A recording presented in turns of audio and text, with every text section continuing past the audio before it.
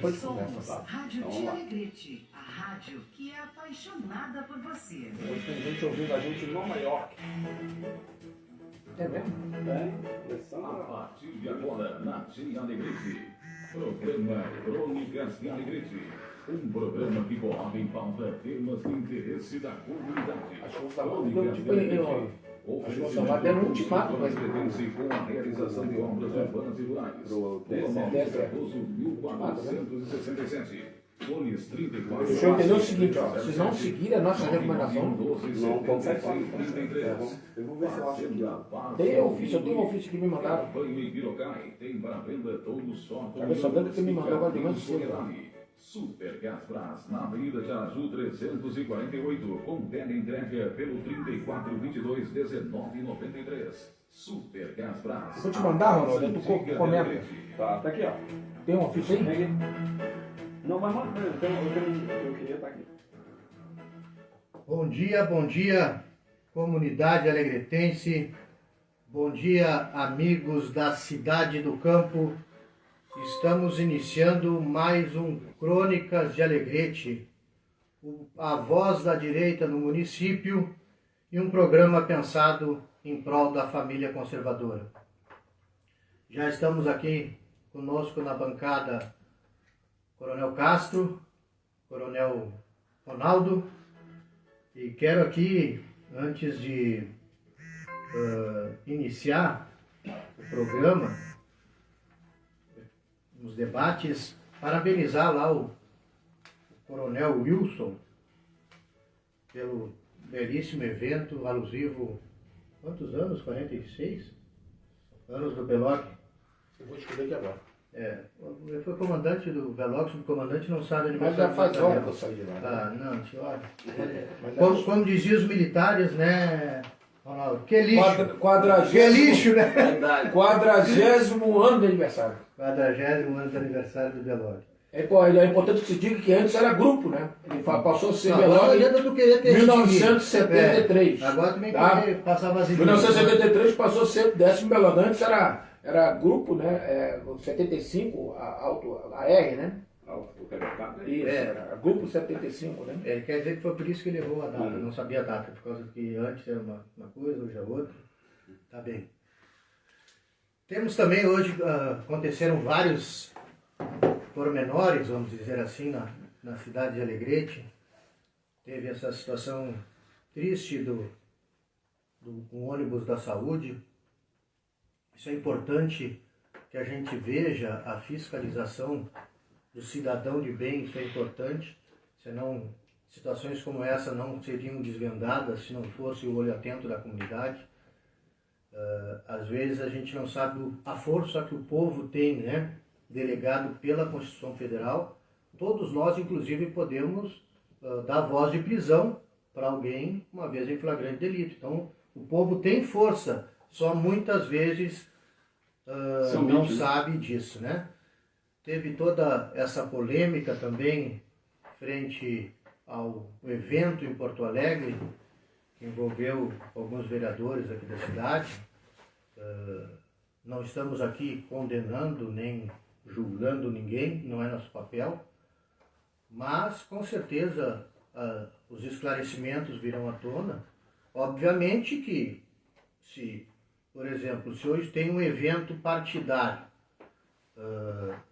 em Porto Alegre, e aí eu marco uma agenda em Porto Alegre para o mesmo dia do evento partidário e eu vou em horário político, obviamente que isso não coaduna com a coisa mais correta.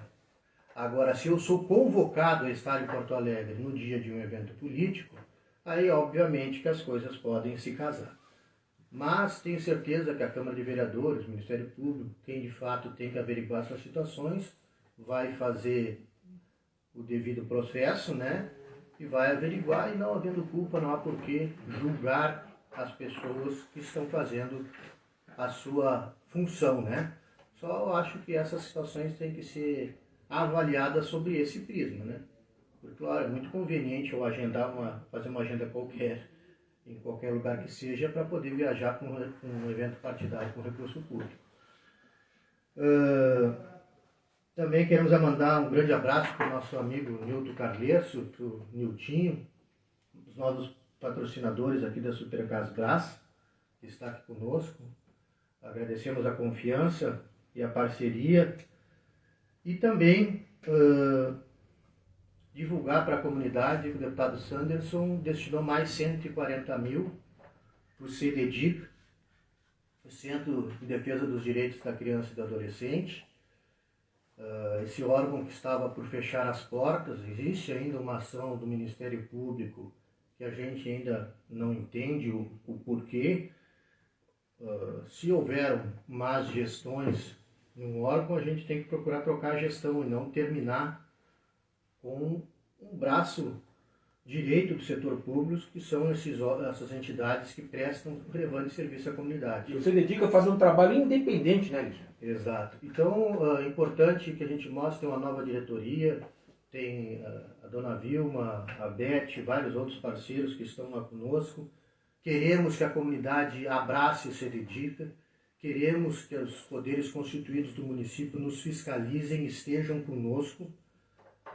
O recurso deve ser destinado para aquela finalidade e é com esse propósito que a gente pretende trabalhar. Então a gente agradece ao deputado Sanderson, na oportunidade em que ele esteve em Alegrete, a gente explicou a situação, que a gente estava cada um dando um balde de tinta, um fardinho de forro, para conseguir reativar e reabrir as portas para essa comunidade que batia nelas, né, pedindo socorro. Importante que se diga que as pessoas que eram atendidas pelo CDDICA buscavam lá o acolhimento que eles precisavam. E só que diante do poder público deixou de destinar o recurso que mantinha o CDDICA, as pessoas voluntárias não estavam tendo mais forças para manter o órgão com as portas abertas. Mas aí, se for convocada uma nova eleição, foi eleita uma nova diretoria e nós estamos aqui dizendo que o CDDICA não tem dono. Ninguém, o CDDICA é da comunidade Alegrete. Essa diretoria está lá, muito em breve deveremos trocar, até porque cada um tem que dar sua contribuição e a gente entende que essa rotatividade na gestão oxigena o trabalho lá dentro e otimiza cada vez mais. E então esses recursos vão ser destinados aos jovens e adolescentes e às famílias desses jovens que estão passando por momentos de dificuldade. E a gente tem esse propósito de alavancar a família e dar oportunidade para que eles possam seguir no mercado de trabalho. A gente não pretende escravizá-los para ficarem recebendo subsídios a vida inteira. E ali a gente vai dar essas capacitações, tanto para os jovens como para as famílias, para as mães. Agradeço a dona Lúcia, mãe do Coronel Castro, que esteve lá dando aula de costura, fazendo bolsas, enfim, bastante interessante e contribuiu bastante para as famílias que estavam lá e também para as pessoas que iam prestar os cursos, né, que estavam se aperfeiçoando também. Então fica o recado aí, o CDDICA continua de portas abertas, essa ação judicial, o juiz não acatou o pedido liminar, então nós vamos seguir trabalhando, prestando conta à Justiça, prestando conta ao Ministério Público, que nós queremos eles como parceiros da entidade. Nós queremos o poder público como parceiros da entidade. Divergências pessoais não podem fazer parte desse tipo de processo nesse momento. Então, bom dia, Coronel Castro. Bom dia, Alexandre. Bom dia, o Hélio. O Hélio já dei bom dia para ele mais cedo, no programa Momento Espírita. Né? Um bom dia ao meu amigo Ronaldo, companheiro. Agora, sobre o CDDICA, viu, Alexandre? Eu queria dizer o seguinte: o CDDICA faz um trabalho voltado para pessoas em situação de vulnerabilidade social. Pessoas que têm risco social devido à condição socioeconômica. E só quem está nessa situação é capaz de entender como essas pessoas precisam do apoio, não só do poder público, como da sociedade. Quem não está numa situação de risco social, dificilmente vai conseguir ter essa empatia, mas deveríamos, porque esse problema da pessoa em dificuldade, que precisa às vezes ter um curso de capacitação custeado por uma iniciativa como essa, para poder ser inserido no mercado, esse problema poderá ser nosso amanhã. Porque essa pessoa ela entra em desespero, ela não consegue se ocupar, não consegue lugar no mercado, daqui a pouco ela está praticando delitos. Ou ela vem a ser um peso para o Estado. Ela precisa de ser subsidiada por políticas públicas pelo Estado. Então, nós, como sociedade, só seremos verdadeiramente felizes, prósperos, viveremos em harmonia, quando todos se ajudarem, quando a fraternidade, né, essa fraternidade universal vigorar nas nossas relações. E essa nova era que se avizinha para a nossa humanidade, a fraternidade será essa pedra angular, esse alicerce que irá sustentar toda a nossa sociedade, toda a nossa população. Então temos que nos dar as mãos. Essa iniciativa que você dedica é importantíssimo. São pequenas coisas, por exemplo, o Alexandre está sempre aqui no microfone da rádio pedindo ajuda para a Igreja Matriz. Eu não sou católico, mas colaborei. Por quê? Aquele é o nosso patrimônio, a nossa história. E nós temos profundo respeito por aqueles que professam a fé católica, que inclusive são a maioria da população brasileira. Então, enquanto a humanidade não entender que não pode haver esse sentimento de sectarismo, de divisão, a gente não vai caminhar, a gente não vai conseguir avançar. Somos todos irmãos em ideal, irmãos, somos todos filhos de Deus. E aqui eu falo em Deus com muita tranquilidade, viu, Ronaldo e Alexandre? Porque nós acreditamos em Deus. Né? E o nosso programa se baseia principalmente nessa filosofia de acreditarmos num poder maior, num Criador, num Pai amoroso, que ama todos nós, independente da nossa condição. Bom, a respeito do que tu comentaste antes aí, eu gostaria de dizer o seguinte. Primeiro, ontem eu tive o prazer de estar lá no 10º Belório. Eu estive primeiro no 12BE, na formatura de entrega da BOI do NPOR, e eu abraço aqui o Coronel Alessandro, comandante, cumprimento aí, o cumprimento. Caio, né? O meu filho recebeu a manda lá no NPOR, certo? E o Coronel Alessandro, eu cumprimento pela excelente formatura, pelo evento. O Coronel Ronaldo estava lá comigo. O Alexandre não pôde estar porque ele estava nos representando lá na formatura, no 10º Belório, 49º aniversário daquela unidade, e eu não pude estar presente na formatura porque estava no BE, mas logo que terminou a formatura, eu fui lá almoçar com o nosso Coronel Wilson, com o General Camei, que é da minha turma, companheiro. Eu encontrei o Coronel Cibuia, que é um grande amigo que mora aqui em Alegrete. Tive o prazer de conhecer o seu filho, que é oficial formado, viu, Ronaldo? Chegou aspirante ano passado no Belório, já é segundo-tenente. Então é muito bacana reencontrar as pessoas queridas, né? E lá eu tive a oportunidade de, na mesa, conversar com o vice-prefeito, Jesse, que é meu contemporâneo. Eu era capitão do Belório, ele era tenente. Nós temos uma ótima relação muito boa. E conversamos, eu até comentei com o Jesse. Isso que aconteceu aí, que envolveu o ônibus da Secretaria de Saúde, o que eu queria dizer é o seguinte. Primeiro, nós aqui temos bom senso aqui no programa. Aqui não estamos aqui para atacar gratuitamente ninguém. A prefeitura não tem culpa de nada. Se for uma ação isolada de um servidor, que também não é um criminoso. Deve ser um servidor que... Olha, quantas pessoas não devem ter feito isso ao longo dos tempos de ir ali em Libres ou em Ribeira tal, e tentar fazer um cabrito, trazer alguma coisa, se deu mal. E ele vai ser punido, ele vai ser feito uma apuração. Tá? Porque é importante que se diga, quando tu vai em Libres, você pode trazer uma cota de produto de vinho, tudo. Tem uma cota. Lógico, ele excedeu a cota, devia estar trazendo para mais alguém, o revendente não sabe. Deixa que se apure. E também não vamos execrar, demonizar o servidor, que é o lado mais fraco. Ele cometeu um erro, como todos nós podemos cometer. Agora o servidor agora tem que ser satanizado, destruída a reputação dele. Não, deixa que apure. De repente é um servidor antigo, já faz um trabalho, já faz um bom trabalho, há tanto tempo, cometeu um erro. Vai ser feito um inquérito administrativo, ele deverá responder também na esfera penal, né, doutor? O senhor que é advogado. E acabou, como todos nós podemos vir a cometer um erro, minha gente. Também não vamos estar aqui para condenar uma pessoa, não é por aí. Tá? E fechando a questão lá do evento que teve em Porto Alegre, que o Lula esteve lá e tudo mais, eu queria primeiramente mandar um bom dia para o vereador Anilton. Tudo que a gente fala aqui é sobre política, né? Nós temos algumas divergências ideológicas, políticas, mas nada pessoal, não tenho nenhum problema com o vereador Anilton, muito pelo contrário, eu o encontro, tenho o prazer de cumprimentá-lo, não tem nada a ver. A gente tem que ter bom senso, tem que ter um sentimento assim de cavalheirismo, né, que eu acho que tem que reger as nossas relações. Nessa situação também, deixe que se apure. Não vamos condenar, porque nós temos uma mania de pré-julgar e condenar antecipadamente. Que o Alexandre falou, deixa que seja feita a apuração. De repente não é isso que estamos imaginando. Agora, realmente é uma tremenda coincidência. Né? Mas não foi só o vereador Anilton que esteve lá em Porto Alegre, o Fábio Pérez também, o Bocão esteve lá, outros. Gente, deixa que se apure. Nós temos a mania de realmente fazermos um rito sumaríssimo, né, de condenar as pessoas de forma antecipada. Deixa que se apure. Existem órgãos, né, que irão proceder essa operação e nada de condenar ninguém antecipadamente. Tá bom? Isso que eu gostaria de deixar aqui bem claro. Bom, agora a respeito da semana, houve um documento aí, um ofício, que no caso nosso a gente chama de DIEX, né, no âmbito das Forças Armadas, que é um documento interno do Exército, que ele foi expedido para...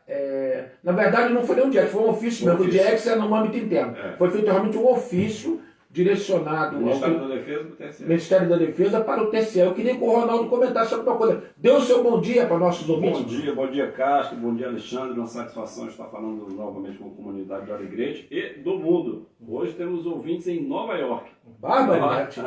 Longe, né? Sabe que tá frio em Nova York? Não tá frio como aqui não. Não, o Hemisfério Norte é o contrário, não é o inverso, lá tá quente. Então um abraço aí para a Alessandra Rios, para Carla Decorato em Livramento, para o Valtério, meu fiel escudeiro, que deve estar nos escutando. Um abraço para ele e para a família. Né? Bom, em relação a essa questão do ofício que você mencionou agora, eu gostaria apenas de ler, Castro, para o ouvinte que de repente não está por dentro do que está acompanhando. Até porque é público, né, Ronaldo? Isso é público. É público. É público.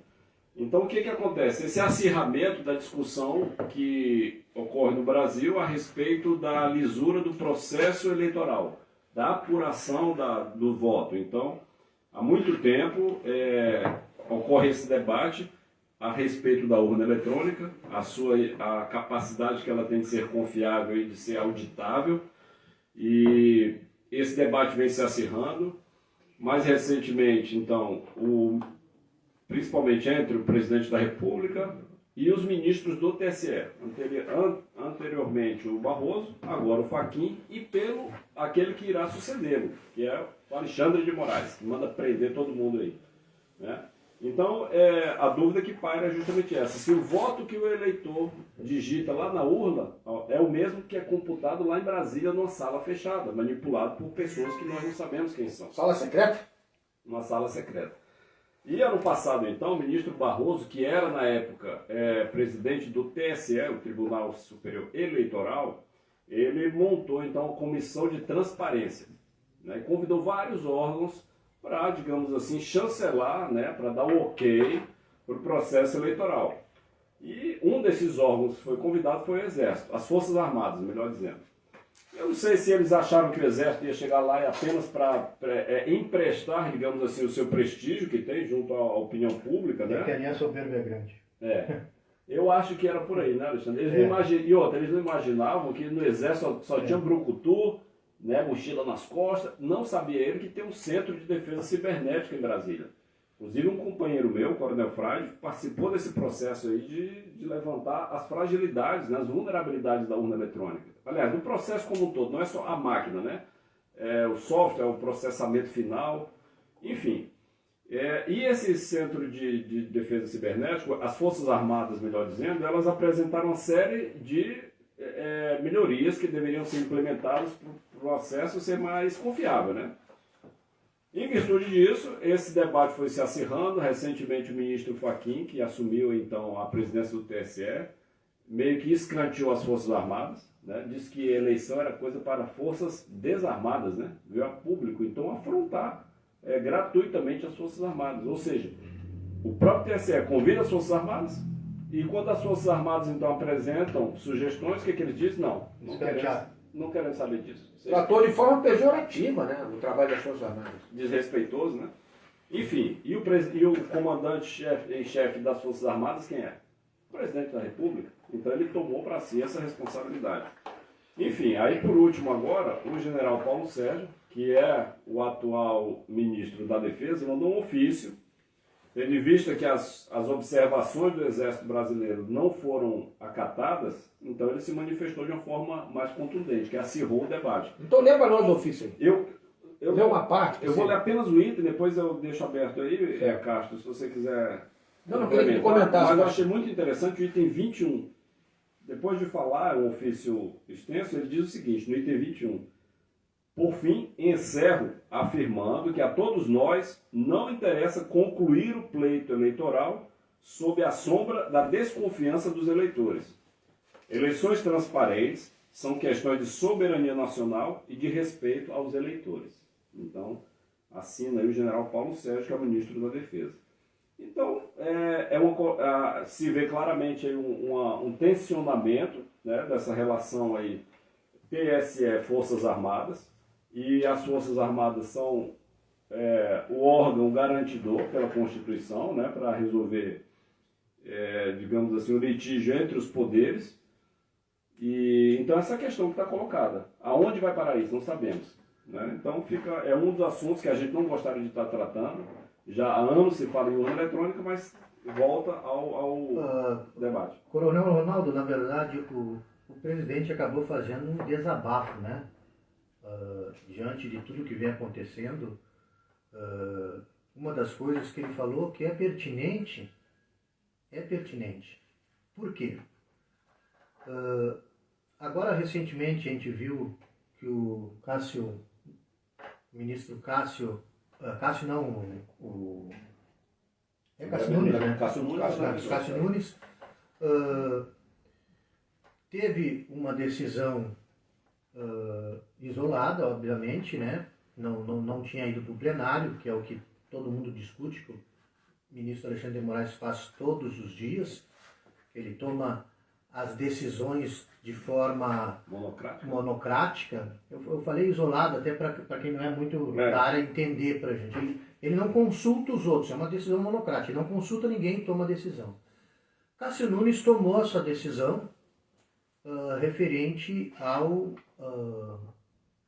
processo de um deputado do Paraná, que nas eleições ele publicou e comentou vídeos que estavam na internet de pessoas que estavam denunciando que não conseguiram votar, ou que digitavam um número e aparecia outra foto. E para quem não sabe, né, Alexandre, só para um pequeno parênteses, o que era essas denúncias? A pessoa digitava o 17, que era o Bolsonaro, e aparecia na telinha o 13.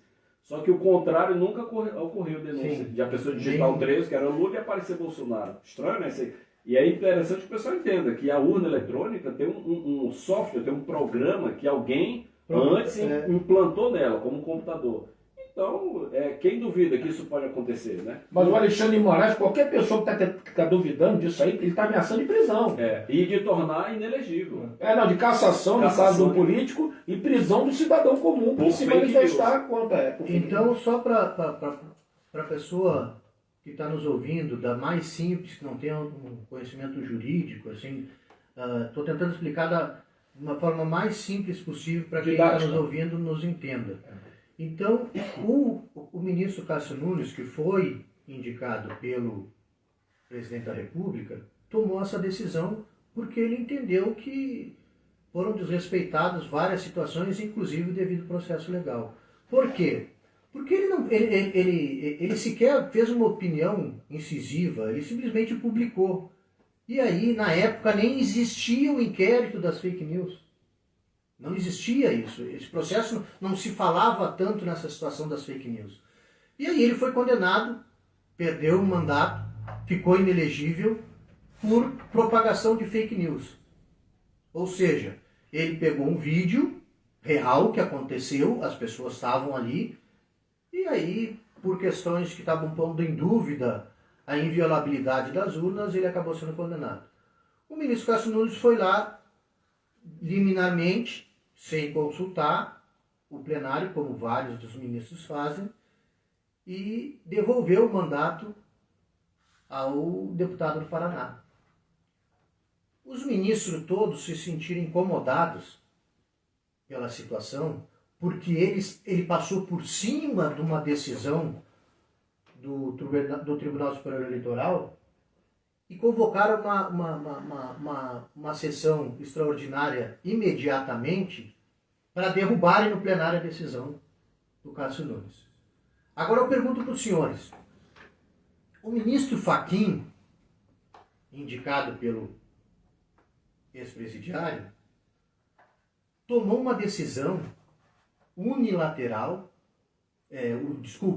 isolada, ele sozinho, passou por cima do juiz de primeira instância, passou por cima por desembargadores de segunda instância, passou por cima do tribunal do STJ e passou por cima de decisões que o próprio STF já havia tomado. Sim. E sozinho decidiu devolver o mandato não, soltar o ex-presidiário e também torná-lo elegível. Ninguém se incomodou com isso, obviamente. Para dizer assim, em 3 instâncias ratificaram que houve dano ao erário, que houve corrupção passiva, ativa, enfim, todos ratificaram a decisão do primeiro grau, em 3 instâncias, certo? Aí ele foi lá no canetaço e anulou o processo com uma prerrogativa de foro, quer dizer, que quem tinha que julgar era Brasília e não Paraná, de forma inédita, porque essa era uma das alegações que o advogado do ex-presidiário trazia sempre nos autos e todas as vezes tinha sido rechaçado. E devolveu o mandato. O que o presidente falou agora? Pois bem, este senhor, ministro Fachin, indicado pelo Lula, que deixou o Lula concorrer, agora é presidente do TSE. E está julgando e definindo a questão das eleições. É muita coincidência. Existe parcialidade aí? Aí que vem a pergunta. É muita coincidência, né? Muita coincidência. Então, e pro ouvinte que não está antenado em todo esse enleio aí, é importante saber, o ministro Fachin era professor de Direito da Universidade Federal do Paraná, militante ferrenho da esquerda, da Dilma, tem entrevista esses dias, passou acho que no Pingo nos Is, se eu não me engano. Ele discursou falando na eleição que dela. o exemplo maior que ele teve nos bancos escolares foi um professor filiado ao Partido Comunista. Né? Então, e falou da sua trajetória como advogado do MST, digamos assim, garoto propaganda da Dilma, na época lá no Paraná. Ou seja, esse ministro hoje que foi indicado para ser um ministro do STF, do Supremo Tribunal Federal, é agora o atual presidente do Tribunal Superior Eleitoral e vai passar para o Alexandre de Moraes. É esse cara que tá tomando de conta, digamos assim, de todo o processo, das urnas eletrônicas e que está atacando o presidente. E aí o pessoal da esquerda, o pessoal da oposição diz o seguinte, o presidente está criando essa narrativa de atacar olha só o cúmulo do absurdo. Está criando essa narrativa de atacar o sistema eleitoral para garantir a sua reeleição. Ora, mas que lógica absurda é essa? O presidente, ele quer apenas o quê? Transparência. Se quem de fato está ganhando é o Lula, que não consegue nem sair nas ruas, então que as urnas sejam transparentes para mostrar isso. Mas a gente sabe que não é. Então, a mesma forma como aconteceu em 2018, agora se repete. Os ditos institutos de pesquisa, que nada mais são do que empresas. Então, essas empresas que fazem essas pesquisas eleitorais aí, lá em 2018 apontavam ampla margem de superioridade para o Lula e perdeu, né? Verdade. Perdeu. Então, a situação está ocorrendo agora. E diga-se de passagem, esses dias foi falado, o Lula desceu aqui em Porto Alegre, viajando o Brasil aí afora de jatinho, discursando para grupinhos fechados, porque não sai na rua, né? E o jatinho é de um grupo de banqueiros, né, interessados na eleição dele. Banqueiros esses que perderam dinheiro com o quê? Com o Pix, Outras coisas. com as fintechs. Então, o Bolsonaro abriu, com essa visão mais liberal de mercado, né, abriu e facilitou a vida para o investidor, para a economia como um todo, para o cidadão. E os banqueiros, né, querem a volta do Lula. Então é importante, Alexandre, a gente deixar bem claro assim, que todas as ditaduras, Alexandre, Castro, caro ouvinte, todas as ditaduras aconteceram na Venezuela, aqui do lado. elas, entre outras coisas, algo muito característico delas é o seguinte, é tomar conta do judiciário. Porque aí você fica protegido. Então, é importante que a gente entenda, dos 11 ministros que nós temos na Suprema Corte Brasileira, 9 foram indicados na era lulopetista.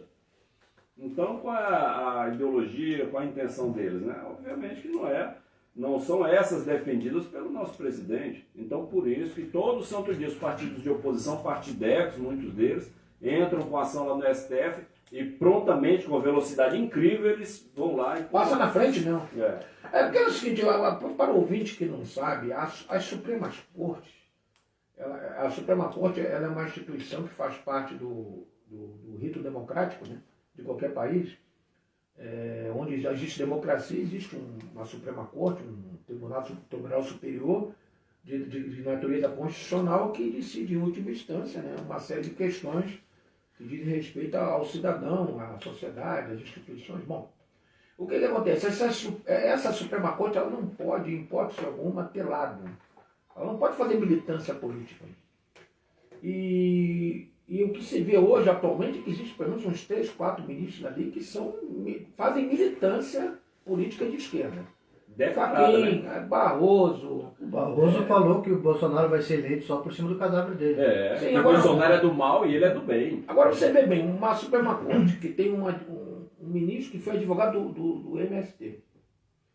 Teve uma Suprema Corte que tem um ministro que hoje está numa triste evidência, né, que é o Alexandre de Moraes, né? Ele ocupou um papel de um protagonismo infeliz hoje, foi advogado do PCC.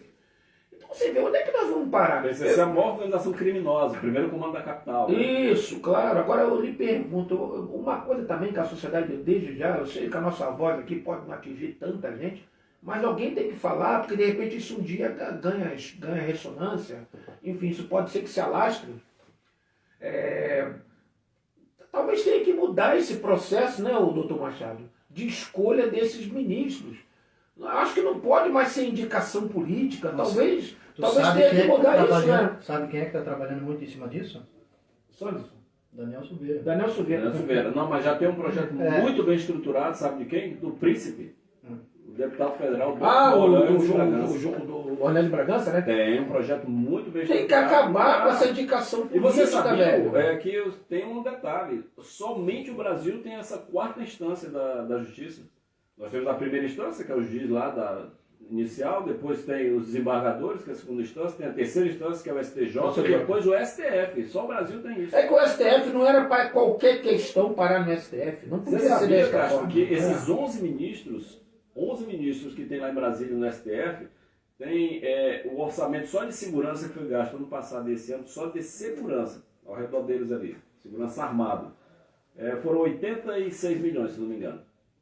É um gasto absurdo. Cada ministro daquele ali tem 200 e tantos seguidores para cada um deles. Alguma coisa está errada, né? Então a gente tem que repensar. E o dinheiro nosso, né? Não, e uma coisa importante, né? Qual foi a outra decisão que foi tomada agora no STF?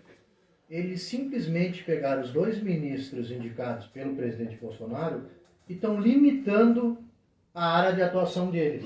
Ou seja, eles não vão poder atuar em todos os processos, eles vão escolher quais os processos eles podem atuar.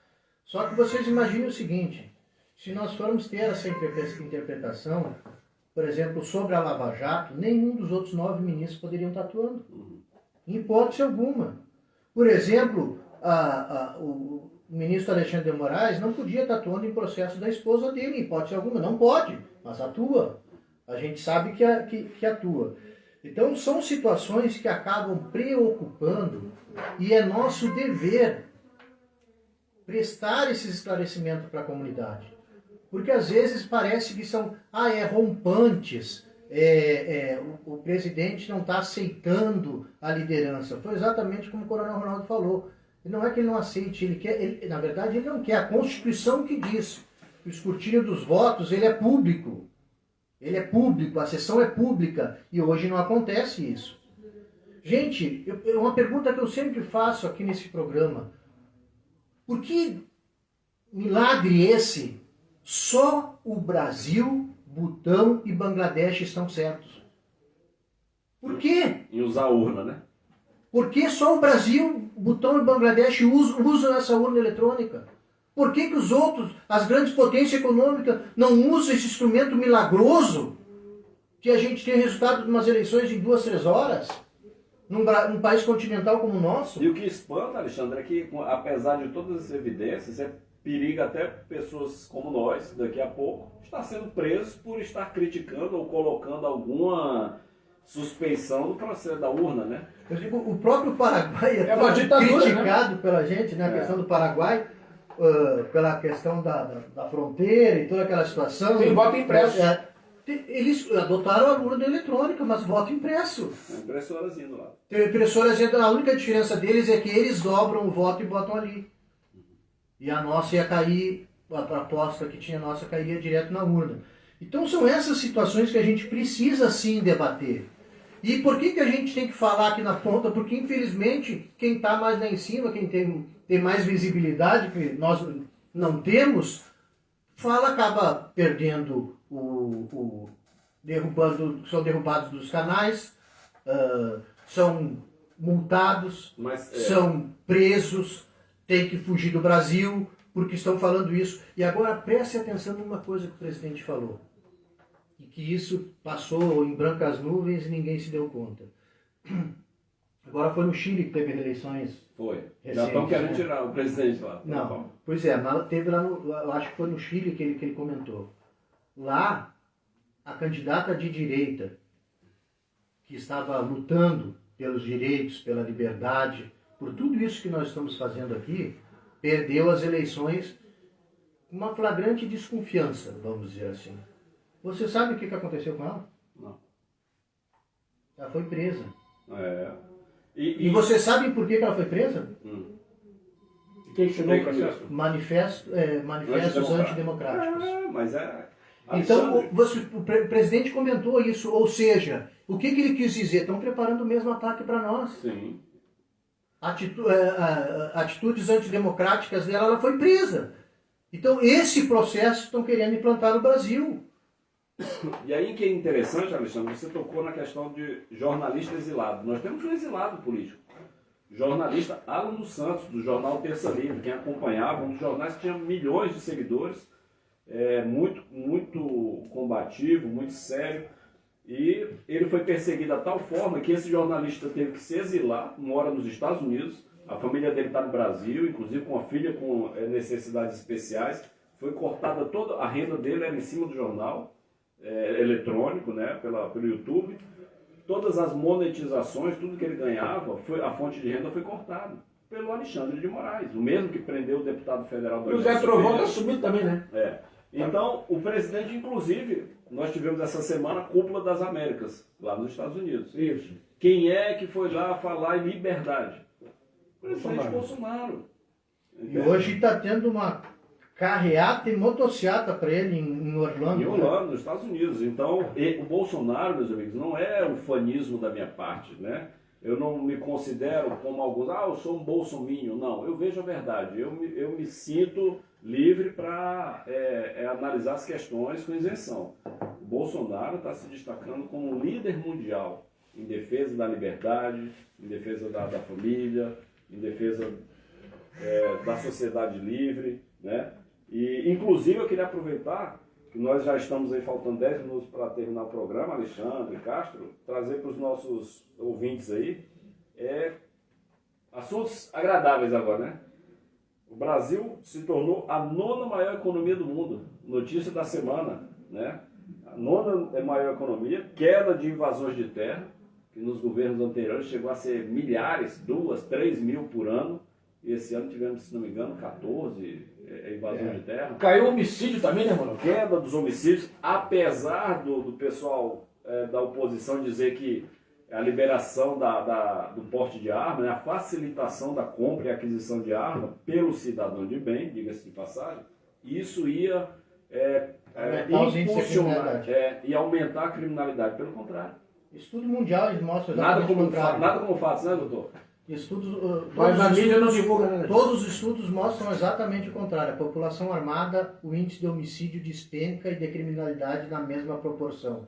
E as pessoas querem nos comparar com os americanos, né? Uhum. Os americanos compram arma como se compra numa prateleira. Tu abre quando a gente vai comprar bala, lembra que tinha Sim, aquela sim. coisa de bala? É. Tu abre ali e vai dentro e pega uma arma. Aqui no Brasil não é assim.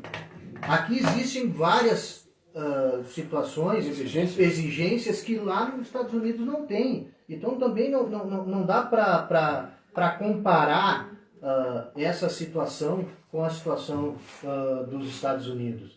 E a gente está vendo que mesmo com uma situação, hoje as pessoas querem comparar para dizer assim, ó, está um pouquinho abaixo, está um pouquinho acima do primeiro governo. Eu só falo do primeiro governo do ex-presidiário, né? Os outros, os dois da Dilma e o último mandato dele, eles não comentam, eles falam só no primeiro governo. Só que, para início de conversa, o primeiro governo pegou uma situação de estabilidade. O Brasil vinha surfando com a onda do Plano Real. Depois disso, foi fracasso em cima de fracasso. Vocês imaginem se tivesse uma pandemia e uma guerra no meio. O que seria de nós nos dois últimos governos? Então, são essas situações que a gente acaba mostrando. E agora eu vou fazer uma pergunta para o senhor e para a senhora que está nos ouvindo. Qualquer coisa que o presidente ou alguém do seu lado venha falar, existe aquela pecha de fake news. Estão propagando fake news. Agora, o próprio presidente Lula, e aí eu quero saber onde é que estão os ministros do STF, acusou o presidente de envolvimento na morte da Marielle, que já foi apurado e não existe comprovação ou elo de ligação nenhum Mas de novo, com o isso- presidente Bolsonaro. O próprio ex-presidiário chamou de miliciano e de genocida. Cadê os ministros não se incomodam com isso? Cadê a comprovação disso? Isso é fake news. Bota no Facebook isso, acusando o candidato da esquerda para ver se não derrubam. Agora bota lá acusando o Bolsonaro para ver se não fica. Agora, com todo respeito a Marielle, que já morreu, a sua família, mas o presidente da República vai se preocupar com o vereador do Rio de Janeiro?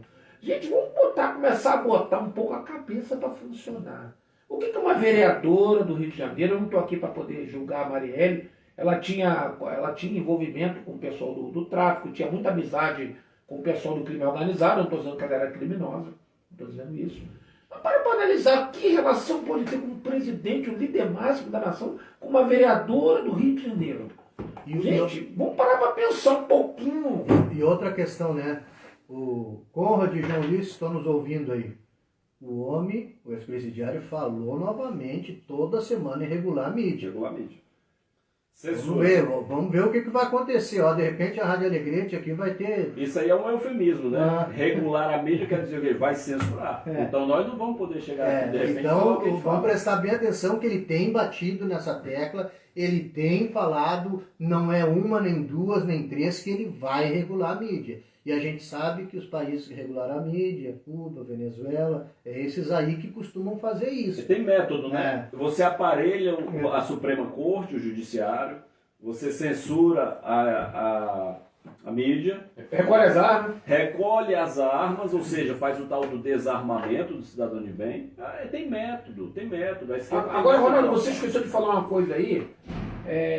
Parece que o Brasil já gerou esse ano quase 3 milhões de empregos, né? Sim, e além, outra notícia boa, excelente. E uma que, quer dizer, uma proposta, né, que o presidente fez essa semana, como disse Paulo Guedes, E o crescimento econômico. algo excepcional aí para o Brasil, porque a questão do preço do combustível está afetando todo mundo, a inflação no mundo inteiro disparando na Europa, Estados é um problema Unidos, sério. no mundo inteiro. E o Bolsonaro então bancou a conta de seguinte, tudo bem, nós queremos reduzir o ICMS dos estados, só que os estados não queriam, tudo com o cofre cheio, mas não querem perder a arrecadação. Os estados foram contra a ideia do Bolsonaro de reduzir o imposto sobre os combustíveis. Aí o que o Bolsonaro fez? Fizeram as contas, o Ministério lá da Economia disseram, não, então tá bem, eu banco essa diferença, vamos reduzir o ICMS do estado, aquilo que o estado deixar de arrecadar, o governo federal vai repassar Mas diretamente. você sabe o que os estados não querem? E aí? Eu estava ouvindo essa semana. Eles não querem porque eles falam o seguinte, que a maioria dos estados tem uma dívida enorme com a União. Ah. Aí eles estão dizendo o seguinte, não, mas na hora de repassar eles vão compensar. Fala alguma coisa para dar deixar isso aí. Gente, isso é um absurdo. O que o Estado está tentando fazer, está na hora da gente ter essa união, compreensão. O presidente está fazendo o possível e o impossível para derrubar o preço dos combustíveis, para derrubar a inflação. Está fazendo questões inéditas que o Brasil, que o mundo não está tendo essa coragem e essa condição. E a gente só está, o governo só pode dizer que banca porque acabou a roubalheira.